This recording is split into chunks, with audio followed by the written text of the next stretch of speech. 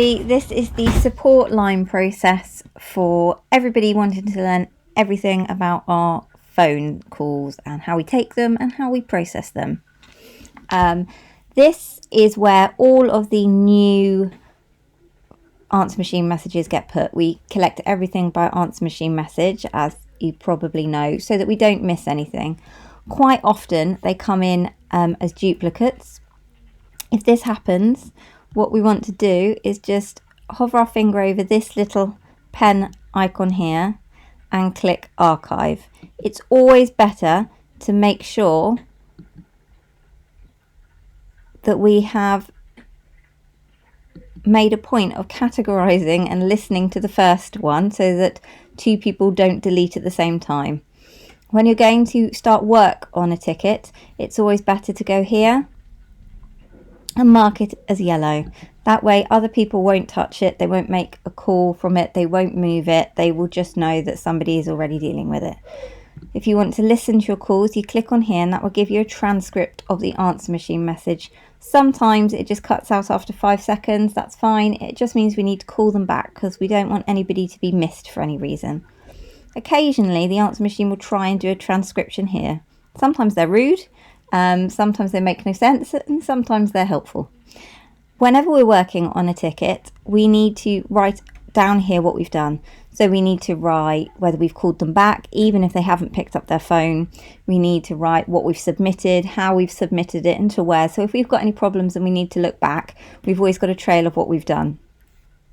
When you're working on a ticket, it's yellow. When you've finished with a ticket, you turn it green. If for whatever reason you can't get hold of somebody, we turn it back to red.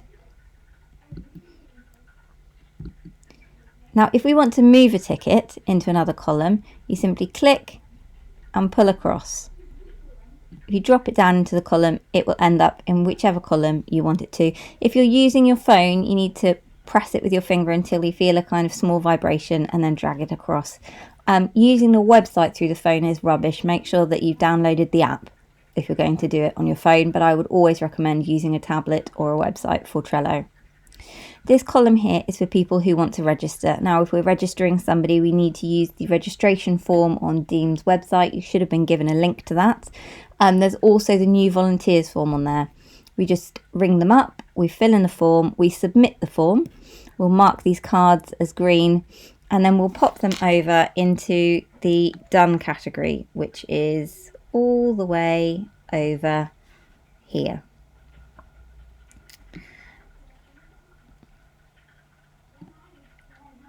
So the registration and volunteers are done on form. The no messages and also the general inquiries, we have no idea what they are. Up until recently, we had been using a channel called Slack. We'd use that to get in contact with any of the patch area team leaders. So if there was a problem with regards to shopping, dog walking, somebody feeling upset about somebody and they needed somebody in the area to help with them, these go through to the important patch leaders so that they and their teams can deal with them.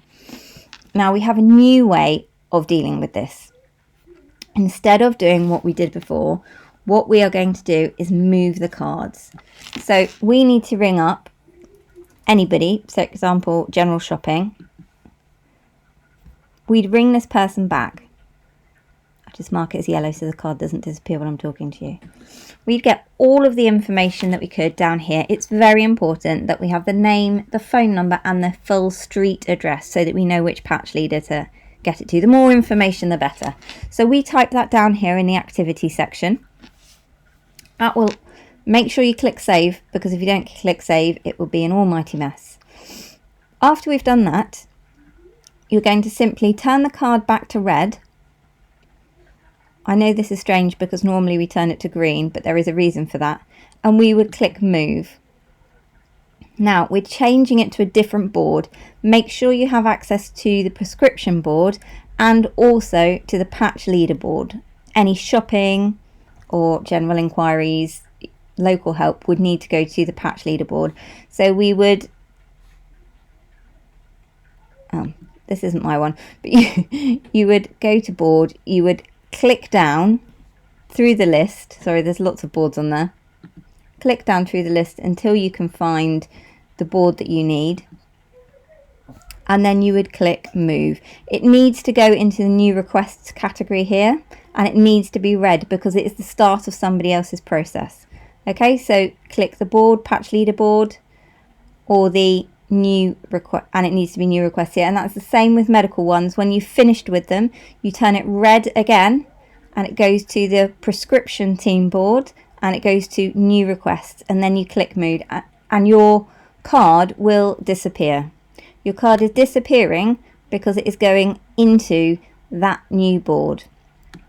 Okay, and that is the start of somebody else's process, so it needs to go in as red because their team haven't dealt with it yet, so that they need to see them coming in just like you do on the phones with red.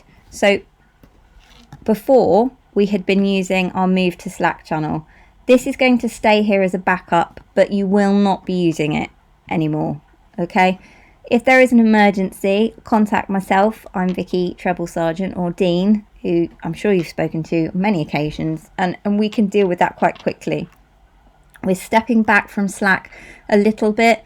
Obviously, we're all on Messenger on Facebook, so if you need to question us through there, then that's fine. But what we are trying to do now is use a Trello-based system. So other than the 2 forms that just get submitted directly and then moved to done, everything is now going to be moved from one Trello board to another. It is important that you make sure where you move it to, because it does need to be traceable, but it also makes things much quicker for you, and it makes it easier for the other teams because they have all the information from what date the things came in, what time it came in. So I think going forward, this is a slightly easier process. If you need to swap between boards, you click here. I'm actually using somebody else's board at the moment because I'm not on my computer, so I'm not going to do that because goodness knows what boards they've got. But if you click on the board, then the other boards that you regularly use will come up to the top, and you can float between. So you can check that it's dropped into the prescription team one. You can check that it's dropped into the patch leader one. If it is urgent, on the patch leader boards, there are the email addresses, so we can chase them. We do have an administration team on the patch leaderboard who will be helping the patch leaders, but if you feel that it's something that needs to be dealt with straight away, feel free to email them or contact, again, myself or Dean, or you can try and go through Slack and see if they're available on there. If you're using Trello on your phone, you can get notifications, so our patch leaders and the prescription team will be getting notifications when things are put in their files, so it should be quite quick for them to deal with and address any of the situations. I know I haven't gone into this in as much detail as I normally would. I have updated the guidelines, the written ones that I had when I had my toddler on my head. So if you want to read through them, all the information is there, and it's all updated on how we do this. I hope that this has made sense because I am quite tired. So please don't feel bad if you have any questions to ask me, because I probably deserve to be asked some questions. Okay, thank you. Bye.